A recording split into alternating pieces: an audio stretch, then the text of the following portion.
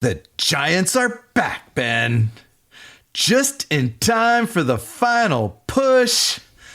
Playoffs, baby. Woohoo! What are you on about now? Ben, Hey, Bob. have you not been paying attention?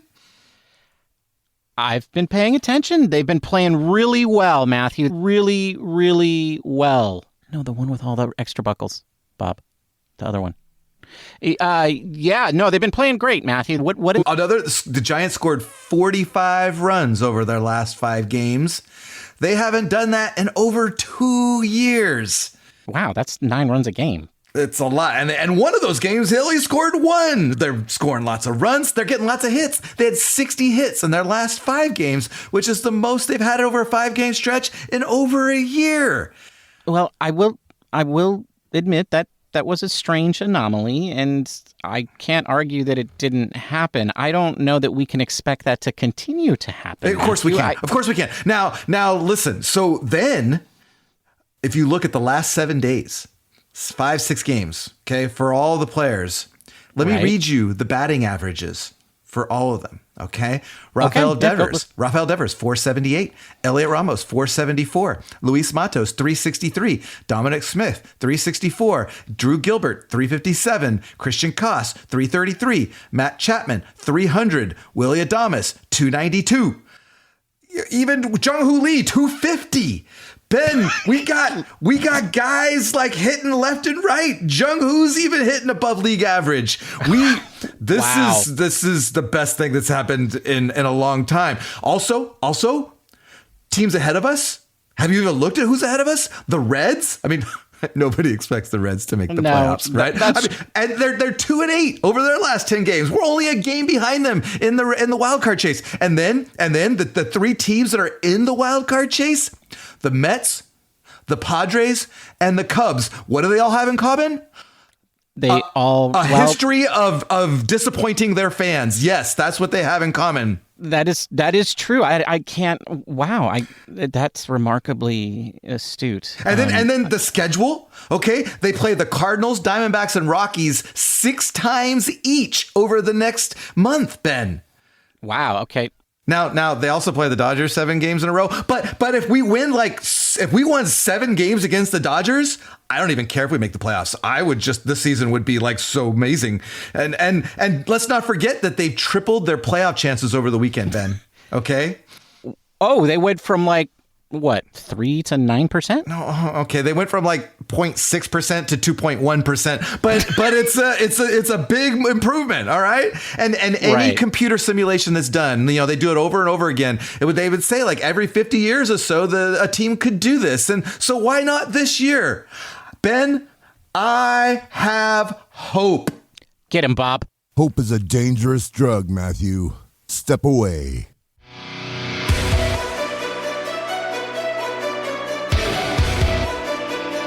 The Giants are rolling.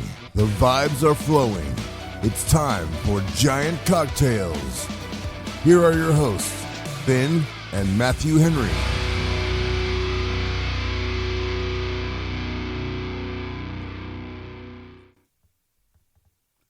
Welcome to episode 323 of Giant Cocktails.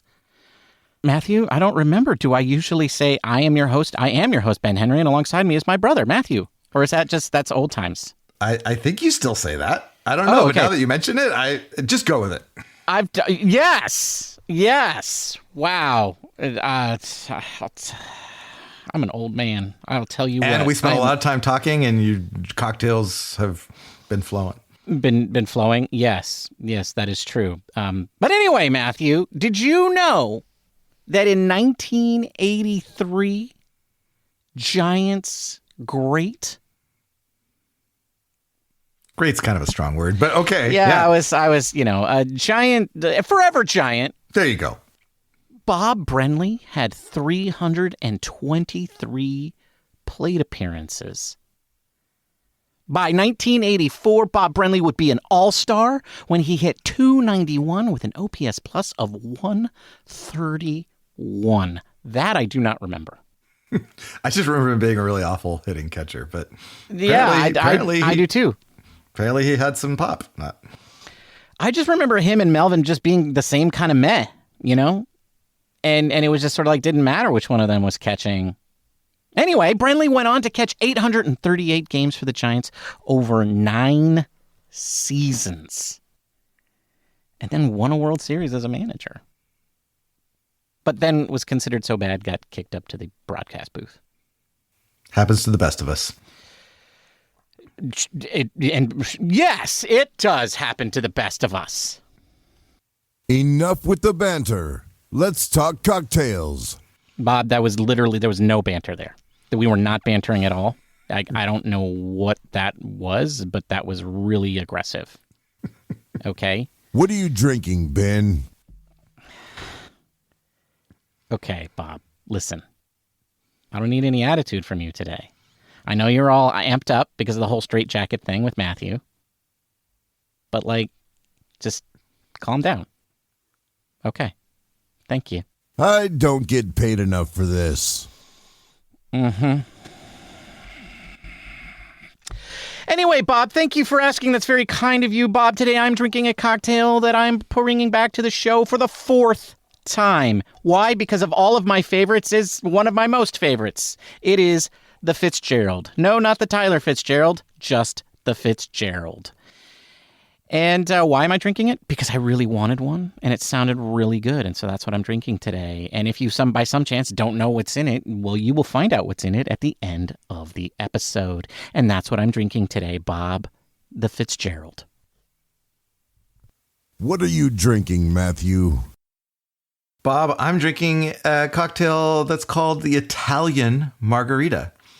I had a regular margarita earlier today, and it was delicious. And then I was going to make another one for the show, and then I thought, maybe we'll do a little bit of a different riff. So tell you all about the Italian Margarita at the end of the episode.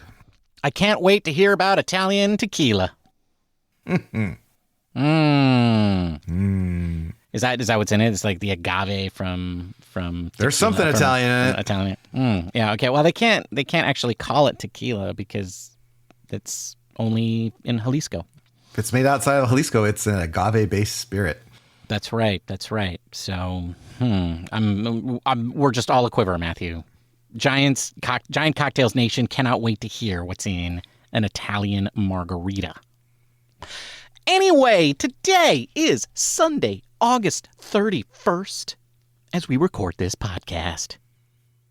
Your San Francisco Giants, our San Francisco Giants went 2-1 this weekend against their evil, bizarro world twins, the Baltimore Orioles.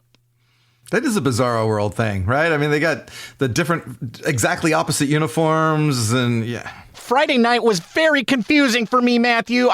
Oh, me too.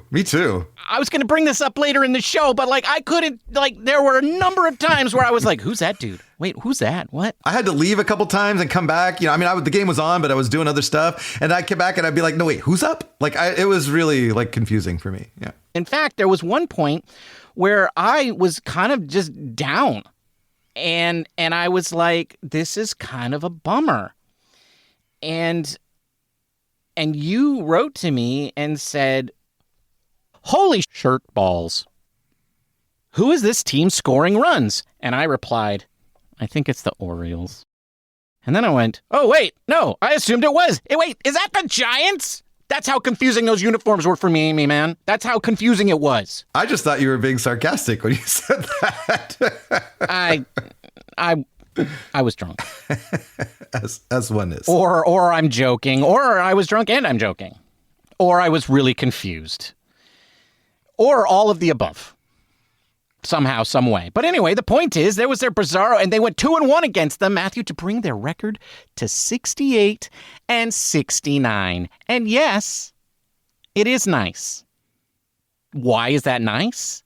Well, because that could be a precursor to the second to last day of the season, in which case that would be a critical moment here on Giant Cocktails, because Matthew and I have looked up the terms of the bet that we made earlier in the season and then promptly forgot about. That's right. We figured it out, folks. We figured it out. And one game under 500 is very pivotal for it. So maybe that's a precursor to the last game of the season. I kind of hope it isn't.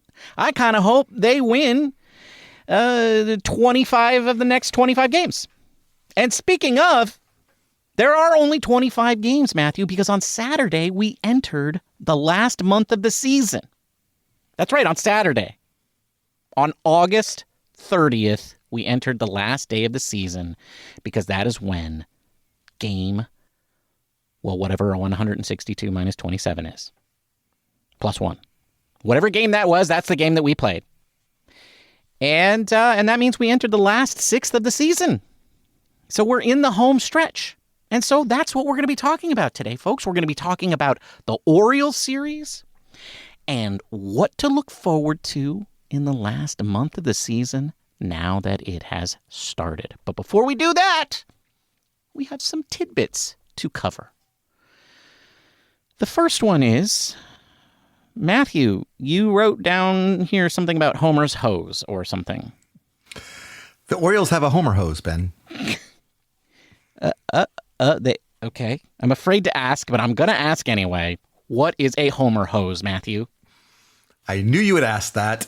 A Homer hose is it's kind of like a group bong, is what it is. Oh, it's like a hookah. And sure, like a hookah bong. They're not called hookah bongs. They're just called hookahs. But hookahs, don't they? Isn't it a smoking thing? They're not drinking something.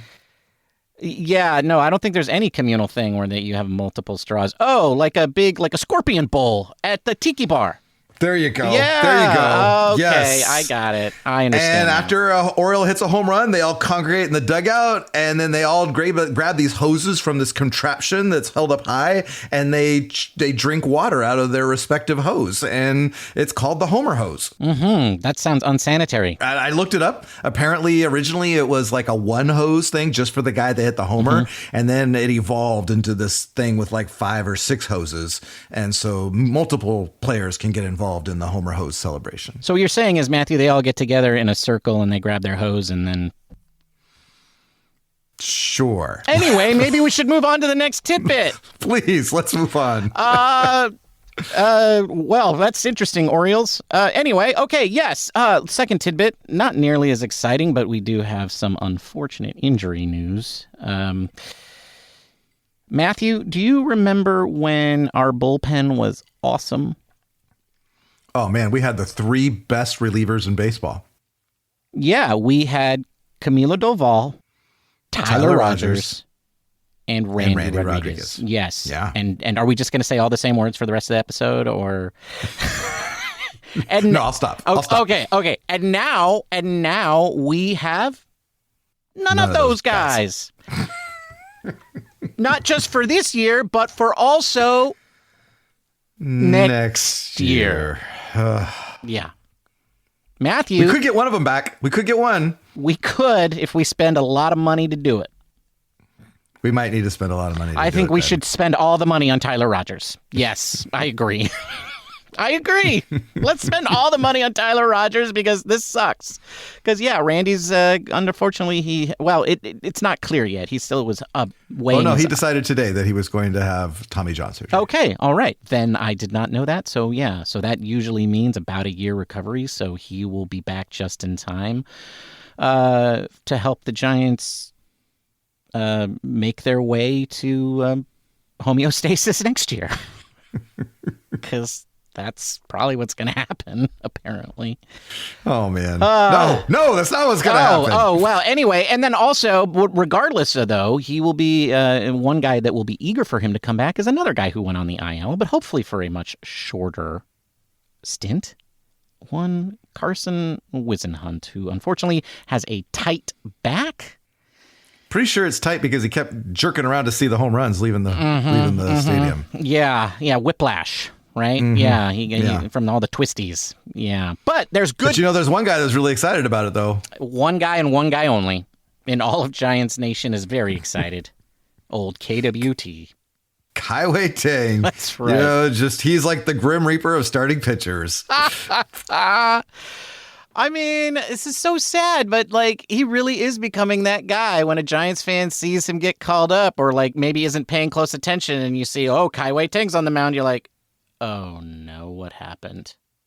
Right? Like he's that guy that's like when he's there, that's just because nobody else can be there or Buster's being reluctant to bring up some young stud who we all want to see, but he won't do it. You know, we'll call it the, I don't know, we'll call it the Bryce Eldridge effect. And, whenever Buster's Bryce Eldridging somebody, that's because that'll mean that Kai Wei Teng will be on the mound. So anyway, there you go. That's our tidbits. Matthew, that means it's time for us to talk about the Orioles. Evil Bizarro twins, the Orioles. And I'm already going to check this joke off because it says, how many times did you get confused about which team was which? And I think it was about 17 times. Pretty much every time I looked up after the commercial break. And this was it was a Robbie Way it was a Wabi Way win day, Matthew. A Wabi Way win day? Yes, it was. Unfortunately, Wabi had a problem with his finger. Yep. And first of all, we don't have this on the notes, but I hate games that aren't done by our home crew. And then it's just and then the Apple. I know you can listen to the radio while you're watching the Apple TV thing. Yep. But I actually watched it on delay later because I was I had other plans, and so I watched it later, and it didn't allow me to do that. So I actually forced me to listen to the actual broadcast, and it was so painful, and they didn't. You're not a fan of Dontrell Willis? You don't like the D Train? I don't like the D Train. He's a Bay Area product, man. He used to have Matt Williams up on his wall, just like me. Good for him. All right, well. I'm not. I guess my point was that they covered the Robbie Ray blister, and Robbie Ray though did not mention it at all later on. But it had to have affected him. I mean, there's just no way that. I mean, they showed it on the TV a lot, and they were doing a lot of work on that thing. They were. And he was looking at it a lot. So and he didn't pitch particularly well either. No, he got a big old lead. He couldn't even get through the fifth. Right, exactly. So I would like to think that it affected him. That's my hope. Although, because at least then there's an explanation for it. And blisters are not great, but at least we what they are. You know how to deal with them, right? And very rarely do they keep a pitcher out for, months. So yeah, but nonetheless, the Giants persevered because it was Wabi Way win day. And WWW, as I like to call it, WWWD, like the Worldwide Developers Conference. No, that's a different Apple thing. Anyway, Dominic Smith had a splash hit, Matthew. That's what I was trying to say. Oh, that's where you're going with this. Okay. Yes, he did. It was pretty cool to see someone other than a guy that isn't even on the team anymore hit them. So Lamont Wade Jr., you mean? Yeah. Well, Yaz was the last one. Oh, he was the last one to do it? Jeez. Yeah. And we haven't seen one from Devers yet. So it was kind of fun to see Dominic Smith. And what was cool about it afterwards was that he genuinely appreciated what a cool feat that was. That was something he admitted that when he became a Giant, that was something that he was really looking forward to being able to do. So that was kind of fun to get a little insight into a player's usually they're all very stoic and, but he seemed really genuinely happy that he got a chance to do that. He's a guy that really seems to, I don't know, enjoy, but he's certainly willing to be on the television broadcast. They started doing that with him a lot when he was first joined the team. And I think that's because, he was he was part of that first wave of changes that Buster brought in when the hitting disappeared. It was one of 17 different things that Buster tried to do to get them to hit. And they were just so stubborn, they refused. But everybody was excited when he came on, and he's a really good guy on TV, and it has been, he's been nothing short of a revelation. I definitely agree that there are not 30 of him floating around out there for any team to get access to. But good. I'm glad we're clear on that. But I would also say that it's very unlikely that this was Buster picked him out of the 30 potential options and was like, this is the one who will be. See, we were quick to give Farhan that kind of credit, though, but you're not quick to give Buster that kind of credit? No. But if he did, it's because, hey, this guy sometimes has some good stretches, and so maybe he could do that for us, in which case, if that's what he did, then great. He was right, and it happened. But yeah, what I really did, in Apple's defense, I will say this, they had some really cool animations of that splash hit that you wouldn't normally get.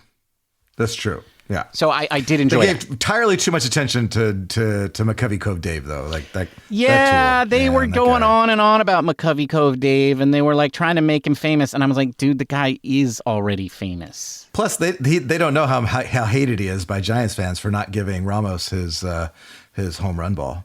Yeah, I mean, they don't know any of the lore. Right? So yeah, they're all like, oh, look how great this guy is. And I was like, no, but no, Giants fans don't like him. So. Some Giants fans don't like him. All Giants fans shouldn't like him. Wow.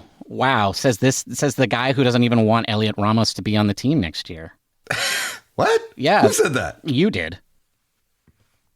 At least that's what I insinuated from our fight last episode. Okay, that's okay. Yeah, all right. Actually, that's total side note. I know we're not talking about Ramos right now, but I actually had a revelation because people have been starting to say that. I heard some KNBR guy be all like, I'm not sure like if he should be on the team next year, and we'll talk about that, blah, blah, blah, blah, blah. And it dawned on me, you know what that is, Matthew?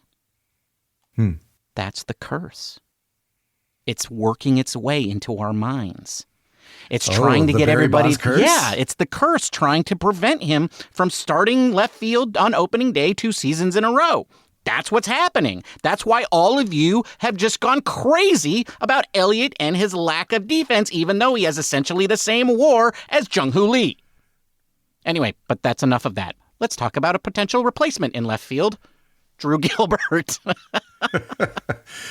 Drew Gilbert's been fun to watch. Like, he's starting to heat up a little bit. You always worry about these rookies that come up and then struggle to get their first hit. And then they're, it's hard. Hitting, Major League Baseball's hard. Turns out. And you wonder, like, is this guy going to make it or not? And I mean, the jury's still out, but he's starting to heat up. And that's kind of fun to watch. I'm enjoying watching Drew Gilbert. And you know what he's also really good at? He's really good at cheering on the bench. Like whenever they show the bench after a home run, he's always at the top rail, like banging on the top rail. And I love that. I love that kid. Yeah, he's a cheerleader guy. And also he's got good team cheerleader hair.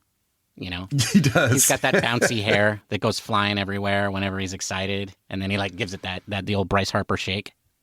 Yeah. Yes. Yeah. Yes. Yeah, he does. He's very good at that, and I do really much enjoy the hair. It's nice to see him do it on second base after he's gotten a hit, rather than from the dugout because he's the last guy on the bench because he never gets to play.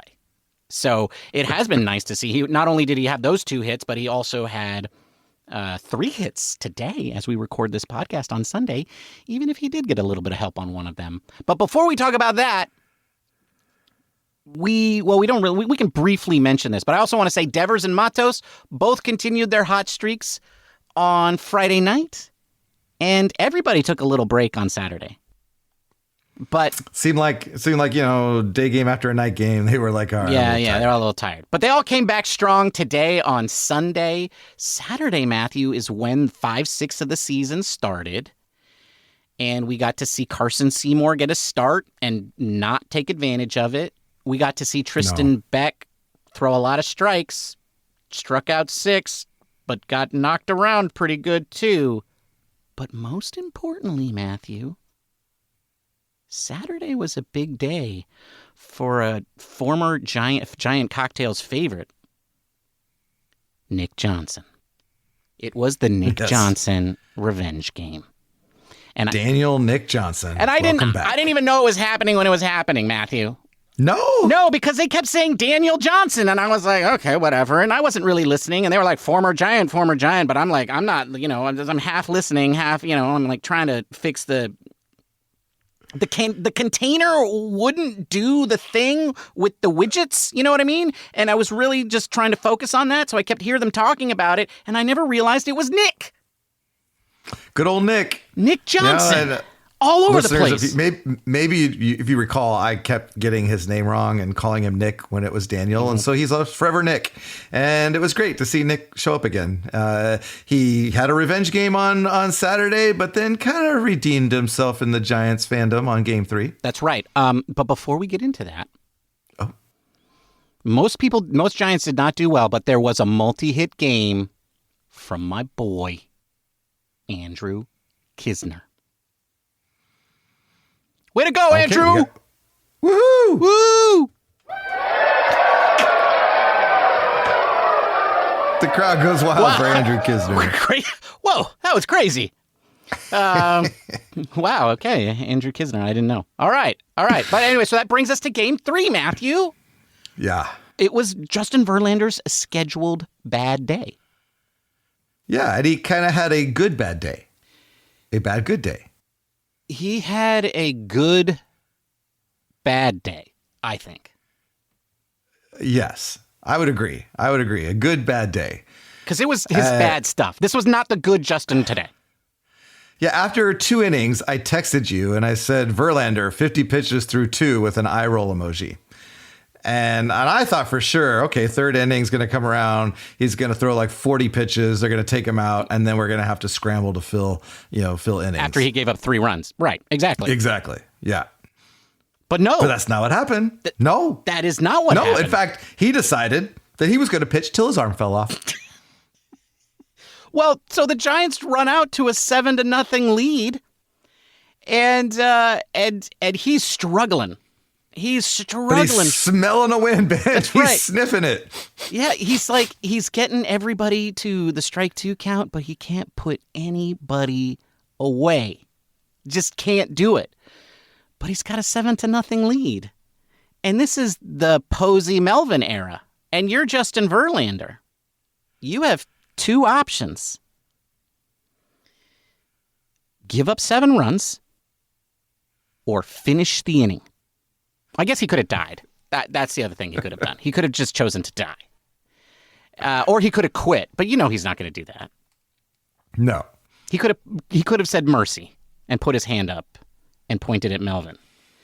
Because they were not going to pull him out of that game. No, at 121 pitches. I hadn't looked it up, but I can't imagine the 42-year-old throwing 121 pitches too often in his career, or even lately, especially lately. So just wow, and it was kind of funny to watch him walk off the mound after he finally got that 5th out. Like he knew that he was, that was just all a bit much, and just the look on his face. Even Patrick Bailey met him like halfway over and put his hand on him and patted on his back, and it was funny. But hey, he got through 5 scoreless innings. I just wish that there had been more moments like that for those kinds of games for him earlier in the season, because that was actually kind of fun. Like, I'm not going to lie. Watching that old man struggle to get to the end of the 5th inning in that way was kind of hilarious. Yeah. It's like, look at that old man try. He can't come out because he can't say I'm tired. He can't do that. And the only way he's going to get pulled any other way is if he's got to give up like 5 runs. So, like, that's probably not going to happen. So this should be fun to see how it ends up. And luckily for all of us, he got out of it. But we'll see how he is in 5 days. Yeah, well, there's an off day, so maybe they'll give him that. It'll be 6 days. Oh, that's true. That's true. But he's got to go every 5 games, Matthew, because he does. Because 6 wins ain't going to do it by itself. That's right. And he's got to get to 6 wins. Otherwise, he's permanently on my shirt balls list. All right. And before we move on, though, it was so much fun watching today, the offense this weekend. And like you had Ramos led off. He was the leadoff hitter. He went 3 for 3 with a walk. Devers 3 for 5 with a home run, which is his 13th as a Giant. Turns out this Devers guy, pretty good. Pretty good. 13th as a Giant. And then you had Matos and Koss both had a couple hits. And then our man Drew Gilbert with an assist from Nick Johnson went 3 for 5 with a triple. Yeah, but I mean, he still would have been 2 for 5 if Johnson had caught that ball. Correct. Right, which he probably should have. But even then, not a sure thing. But it shouldn't have been a triple. But whatever. No. Whatever. Still a good day for Gilbert either way, and he still hit that ball hard. So honestly, a great series overall. I think I was a little let down, a little disappointed by the loss on Saturday. Because even a curmudgeonly old man like me can sometimes fantasize that they were going to win 20 in a row. Yeah, no, I get it. I was thinking 10 in a row would be wonderful. But then, the Orioles had to throw a lefty out there. Yeah, so that sucks. And that is kind of like the constant reminder is that they can just roll any left-hander they want out at there, and the Giants are probably just going to roll over and die against them, which does not bode well for a postseason run anyway, folks. like they could have just the team playing them just could have been scrounged up 3 left-handers from anywhere in their whole organization and just rolled those guys out games 1, 2, and 3, and the Giants would have gotten swept. So that's how that would have gone. But nonetheless, it was still disappointing because, quite frankly, they're out of it. And we still have a month. That doesn't mean there isn't anything good to look forward to, so that's what we're going to do right now. But I just looked at the clock, and we don't really have that much time left, so I don't know what we're going to do. It's time for a lightning round. Oh, yeah, it's time for yeah. I'm so... All right, things we can look forward to, lightning round edition. I like it. Yeah, I'm so good at these. I'm so good. Oh, you're not so good at these, but we gotta really focus. Okay, I'm gonna go first. Okay. What are you looking forward to? Ready, go. 30 home run watch. Okay, we didn't think we were gonna have one, but Adames has 25 now. That's right. At the end of August. And he only needs 5 more. And over the last July and August, he's hit 16. Oh. Well, I've got bad news for you, Matthew. Historically, Willy Adames' best month is the month of August. So best of luck. I think he can squeak out 5 more home runs. I think he will hit 4. All right. Okay, what am I looking for? Figuring out whether or not Luis Matos is for real. Matthew, for the last 10 games, Luis Matos has been in fuego. We have never seen a Luis Matos this good. Not even when he won National League Player of the Week last year. That is correct. Is this for real? Or is this all just smoke and mirrors to get us excited? Oh, probably the pragmatic person would say it's smoke and mirrors. And frankly, no one's going to hit 432 for any length of time because that's what he's been hitting over the last 10 games. But I would like to think, and what he's shown is that he is the real deal. I am looking forward to seeing how that plays out over the last month as well, because if he does continue to stay hot, then that gives our lineup a whole different look going into next year. And I think it settles what the right field. We don't have to go out and find a right fielder if Matos proves he can do it. That's right. Ted Williams once hit 402 in a season. Luis Matos can finish the season at 402. That's right. One thing else I'm looking forward to, Ben, is Drew Gilbert's development. We've talked about this before in terms of is he going to get any playing time? It turns out that Bob Melvin is listening because he's been playing him in center field instead of Jung Hoo Lee. He's been sitting the 4th most productive outfielder. That is correct. Well, because we're not going to make the playoffs, allegedly. And so you got to give this guy a shot. And I think that it's a good time. It's a good time to do that. And so I'm looking forward to seeing it. He's starting to heat up. It's been fun to see it. And I like this Drew Bill Gilbert guy. And I like young guys on the team. I think it just gives a good energy. So I am really looking forward to Drew Gilbert over the last month. I agree. And I think they can just keep rotating him through those 3 spots in the outfield. And in fact, I would prefer to see a lot of Matos, though, too. And I don't care who's pitching. So, but I think we can sit Ramos and Lee, right? A little bit more. Yeah. All right, Matthew, one thing I'm looking forward to. Camilo! Camilo, I miss you and I love you, but it's time to say goodbye. Bullpen tryouts, Matthew. Yeah. Randy Rodriguez is not going to be back until September of next year. He's not going to be back at all next year. Let's just say that. Tyler Rogers, he's going to be a Dodger.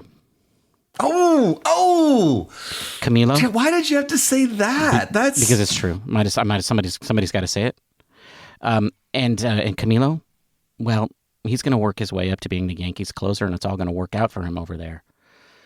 So that means we need to find the best bullpen in baseball somewhere else. And it's probably going to happen in our crowd. And as Billy Beane used to say back in the day, every team has a closer. You just have to find him. And I think one candidate could be Mr. 98 miles an hour, Keaton Winn.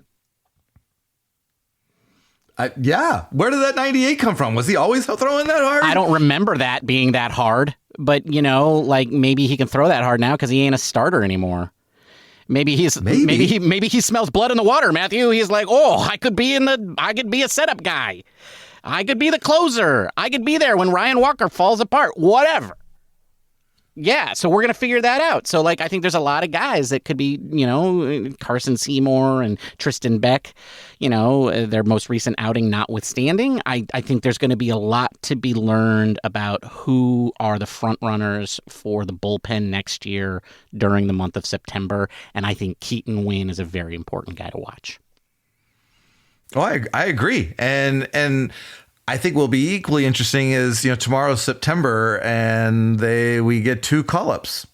So it'll be interesting to see, who are they calling up? Is it going to be a pitcher? Will it be someone, Blade Tidwell's on the roster, but his shoulder has been giving him problems. Yeah, I don't think it's going to be Blade. No. There's Mason Black, who we've already seen. Hayden Birdsong? Could he come back? I don't know. Also, free the Eldritch Knight! Yeah.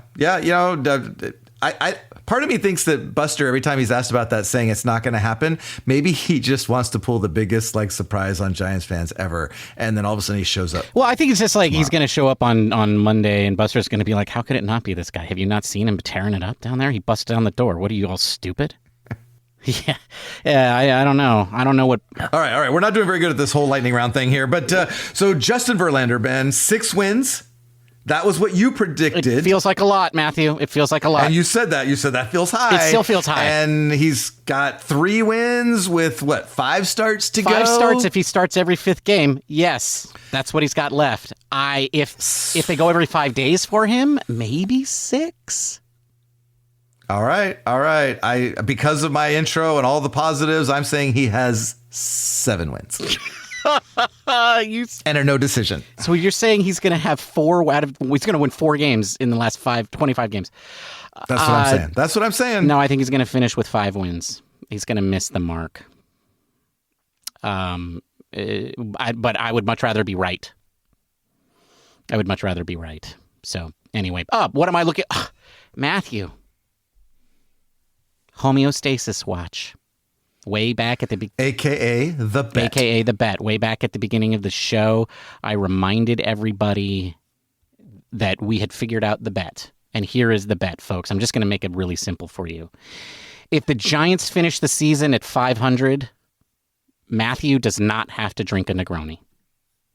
If the Giants finish at homeostasis, AKA 2 games under 500, I do not have to drink a Negroni. Any other record for the San Francisco Giants, we both have to drink a Negroni. That's the bet. If they finish above 500, it is our punishment for thinking that they weren't an above 500 team. If they finish under 500, it's our punishment for thinking that the Giants could be anything better than a team that just disappoints us by being slightly below mediocre. That is the bet. So, on the second to last day of the season, if they are 1 game under 500, then that means one of us will not have to drink a Negroni, but we won't know which one it is. Now, I hope they've won 24 games in a row, and we're like, are they going to set the single season record at 25? And then, and they've already made the playoffs at this point.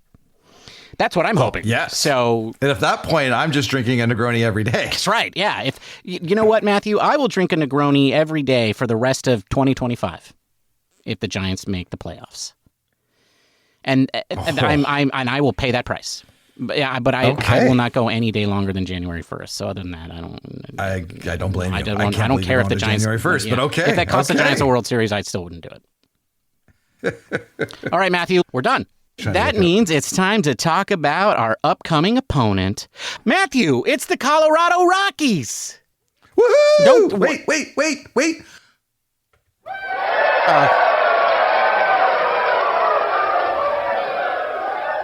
Well, thank you, everybody. Thank you. I'll be here next week and on Wednesday.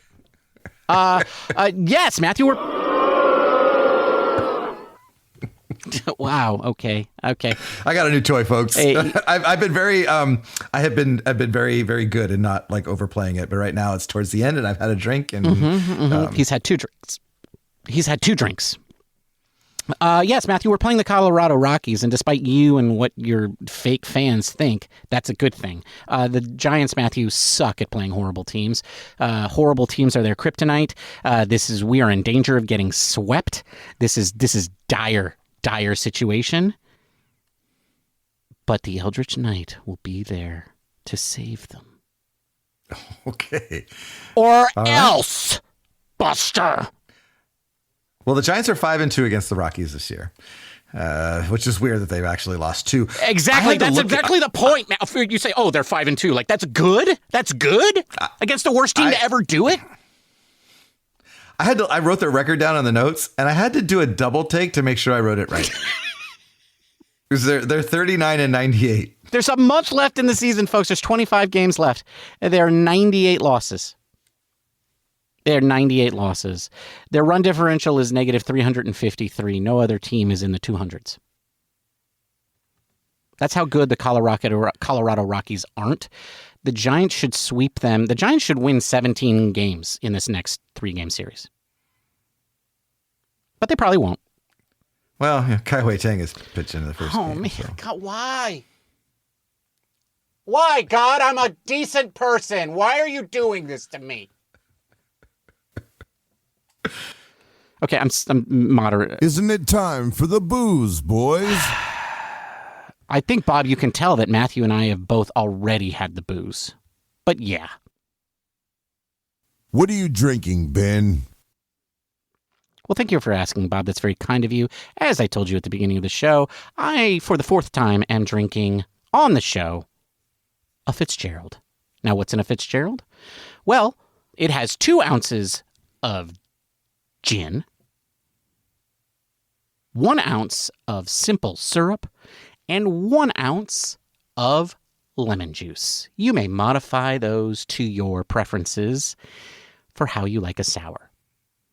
With that, you add 2 dashes of Angostura bitters. You put all of that into a shaker with ice. You shake it until it's well chilled, and then you double strain that into a coupe glass, unless you like it crunchy, in which case, don't double strain it. And that is how you make a Fitzgerald. By the way, that comes from the 12-bottle bar, the first bar book I ever purchased as a cocktail fan. And that's what I'm drinking today, Bob. That's a tasty cocktail. The Fitzgerald. That's a tasty cocktail. Yeah, okay. What are you drinking, Matthew? Oh, shut up, Bob. Bob got a little antsy. Sorry. Bob, I'm drinking the Italian Margarita. There's not Italian tequila in it. It's just regular old Mexican tequila. In fact, 1.5 ounces of Reposado Tequila. But then you're going to add 2/3 of an ounce of Amaretto. And then you're going to add 1/3 of an ounce of Cointreau and 1 ounce of lime juice. And then I personally like a barspoon of agave syrup, although that is not native to the original recipe. But frankly, the Amaretto didn't sweeten it quite enough for me, so I had a little bit of agave. But you're going to put all that into a cocktail shaker with ice, give it a good shake until well chilled, double strain it into a chilled coupe glass, and garnish it with a lime wedge or wheel. So that's what I'm drinking, Bob, an Italian Margarita. That's a tasty cocktail. You know, I think I prefer just a traditional margarita better, But this was an interesting twist, and it wasn't awful. But, always try new things and see if you like it. But I think I'll go back to the original next time. A traditional margarita has no extra sweetener in it, Matthew, as Plasticos probably knows. Probably. And that's a wrap, folks. Thank you for joining us. We'll be back on Thursday with more Giants content. If you can't wait that long to get your fix, feel free to reach out to us on the socials, all the places except for some of those more obscure ones. You can also find us on YouTube, where you can subscribe and even leave comments, and Ben might actually check them every now and then. You can also leave comments on Spotify, where you can maybe count on Ben checking every couple weeks. But don't forget to leave us a review. A positive 5-star review is greatly appreciated, mostly on your Apple Podcasts or Spotify. Ben, it was great talking Giants with you. Until next time, cheers, my friend. Cheers, Matthew. Bye, everybody. Goodbye.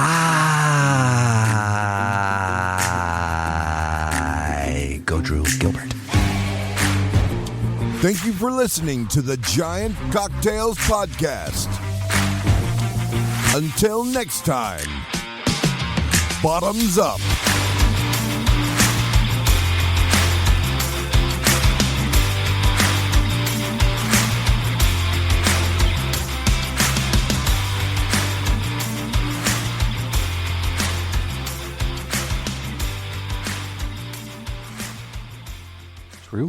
Drew Gilbert's the one you picked? First name that popped into my head. Bob, I don't know what the hell was up with you today, but dude, pull your shirt balls together. I was trying to watch you, and then my finger accidentally hit the button a little early, so I apologize. I wasn't watching the screen where my finger was. Sure, whatever you say, Bob. The Savannah Bananas.